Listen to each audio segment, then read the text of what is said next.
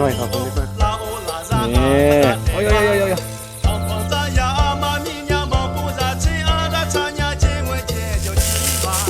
เอาจืดเนื้อเดียวเพราะว่าตากล้องพวกกินตากล้อง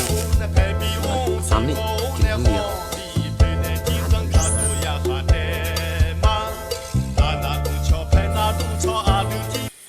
กาวทักทายสบายดีทุกคนดีก็มันจะตำมักส้มเนาะยินดีต้อนรับเข้าสู่ซองอาคาน้อยเนาะฟ้าหลังฝนทุกคนเด้อเนาะมื้อวานนี่ฝนตกแล้วก็มื้อนี้เฮามาไต่เครียดแล้วก็คือสิ่งที่เด็กน้อยตากล้องเขาอยากมาคือ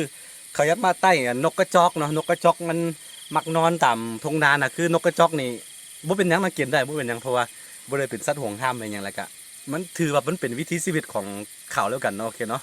คือเฮาก็อยู่บ้านนอกบ้านนาจะนี่ปฏิเสธบ่ได้ว่าเฮาสิบ่กินนั่น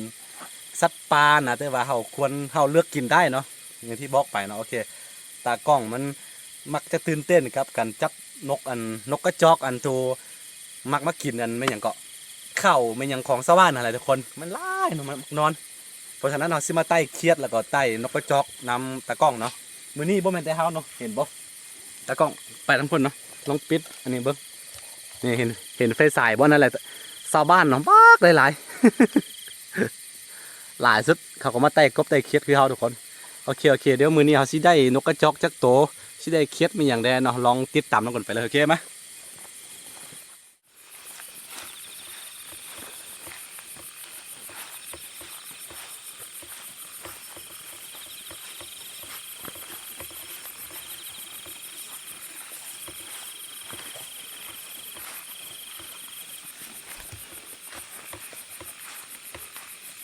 ได้ยินเสียงกบเสียงเครียดห้องบ่ทุกคนนั่นแหละ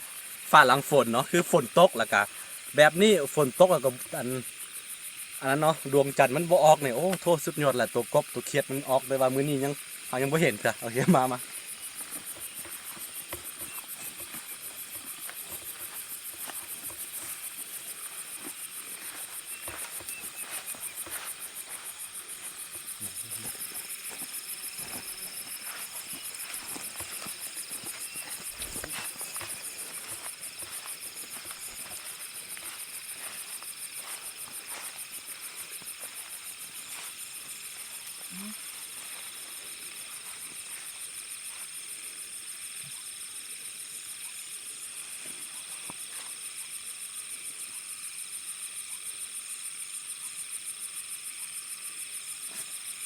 ันเข้าไปฮู้ทุกคน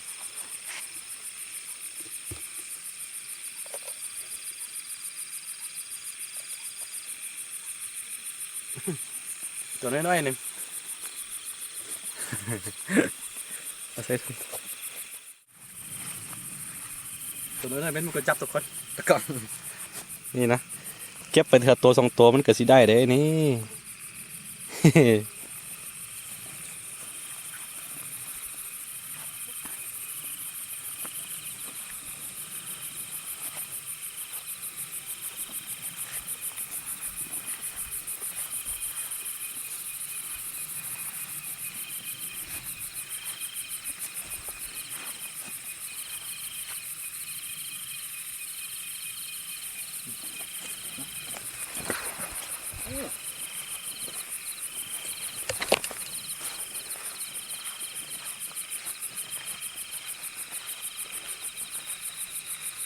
โอ้ตัวใหญ่นี่ตะกล้องลงไหมเห็นบ่ตัวใหญ่ทุกคนอายุนี่มันนี่โอ้ยเห็นบ่ตัวใหญ่เด้อ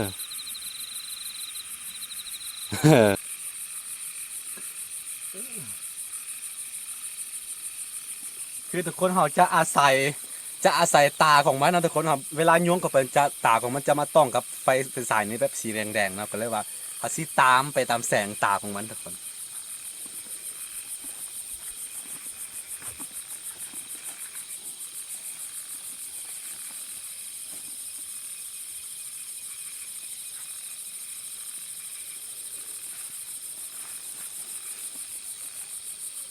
บางคนเนี่ยคันบ่เคยไปใต้เนี่ยประจำแนกอัน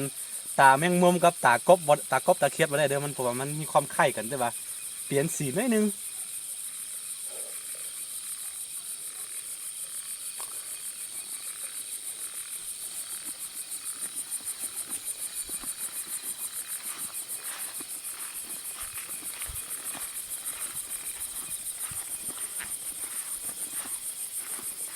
โดนที่สุดเลย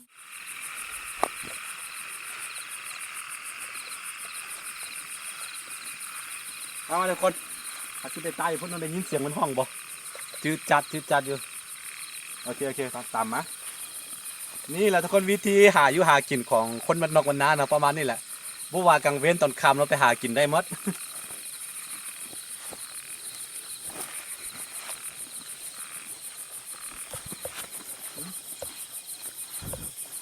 เนี่ย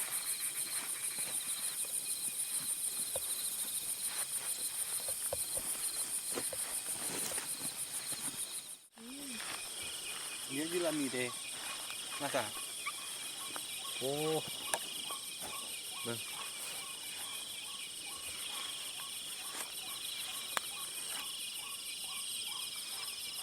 นี่หนอตามมาเบื่อคือนกอันนี้ค่อยมักเสียงแล้วเนาะมักเสียงของมันม้วนตอนนั้นตอนเช้าเนาะตอนเช้าแล้วว่าตอนแรงที่ก่อนมันจะเข้านอนเนาะใช่ไหมชาวบ้านเขาเด็กน้อยกันของเด็กน้อยเขาเนาะนี่เนาะคือที่มันเป็นเบอร์เซ่ทั้งหมดเป็นเบอร์เซ่ของเด็กน้อยเขามีแบบชาวบ้านหลายคนที่มาหากินกลางคืนแบบนี้คือเจ้าคือค่อยแบบนี้ทุกคนบ่หาก็บ่ได้กินเด้ช่วงนี้ก็เป็นช่วงที่เขากำลังเหาะไฮแล้วก็เกี่ยมซักข้าวไฮกันทุกคนเดี๋ยวมื้อใดฮอตฤดูซักข้าวไฮเราเดี๋ยวสิไทยคลิปให้ทุกคนได้เบิ่งกันทุกคน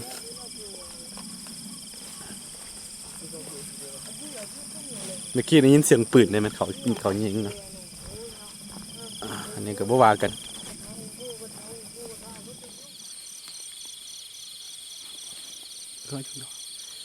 บ่ตรงใจ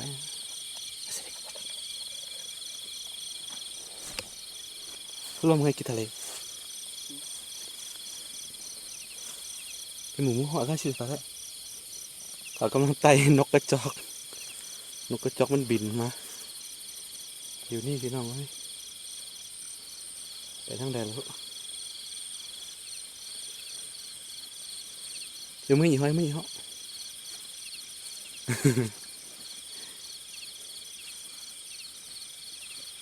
มันมักนอนต่ำ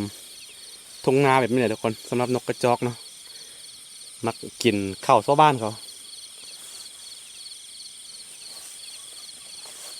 ถ้ากินไปละหายวับ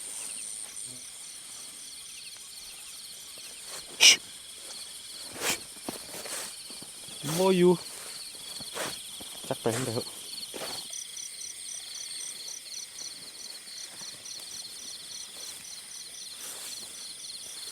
คือแฟกเขาค่อนข้างแห้งมึงไปเห็นมดเนาะ มันเลื่อมพด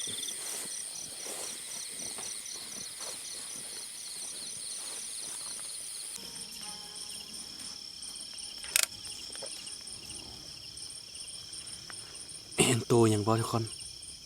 แสบเด้อทุกคนเด้อเด้อเนาะไปจืนกิน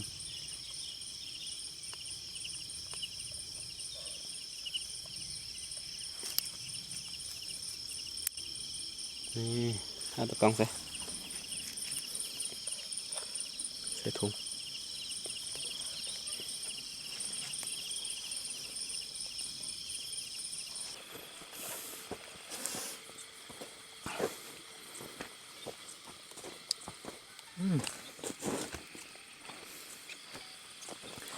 สบายดีทุกคนตอนนี้เราก็มาถึงไฮของชาวบ้านแล้วรู้สึกว่าหิวข้าวแห้งเนาะกลับไปแล้วก็สิไปทอดเขียดกินได้นึงแล้วก็จึงนอนเนาะตอนนี้เป็นเวลาประมาณ10 โมงกว่าแล้วโอเคก่อนสิถึงบ้านต้องผ่านไฮของชาวบ้านไปก่อนอยู่ทุ่งนาคนยังได้ยินเสียงกบเสียงเขียดห้องอยู่พอได้มันนี่ทุกคน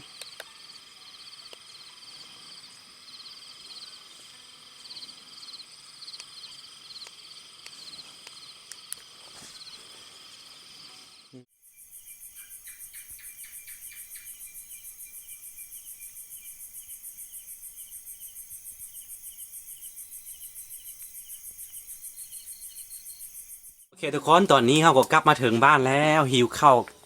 กินนิดนึงเนาะใส่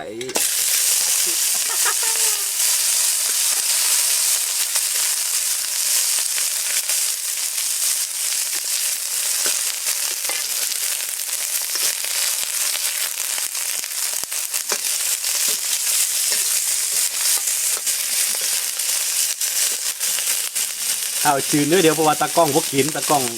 บุยักษ์มาเนี่ยเอากินคนเดียวไปเลยกินเนื้อเดียวก็พอ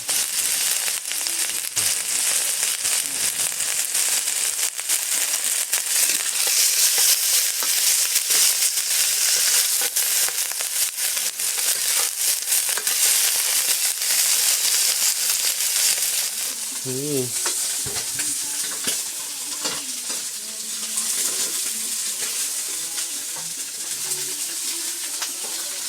โมเมนต์อยู่บ้านอยู่เฮือนค่อยได้นี่กินอยู่เฮือนของตากล้อง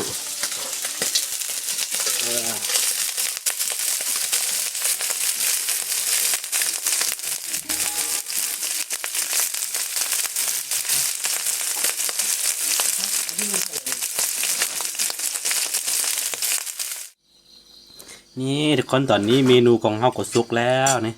อาหารจานดึกทุกคนนี่เห็นปะตากล้องพวกกินน้ำตากล้องบุยักษ์มาเนี่ยก็เลยซ้ำนี่กินคนเดียวอาหารจานดึก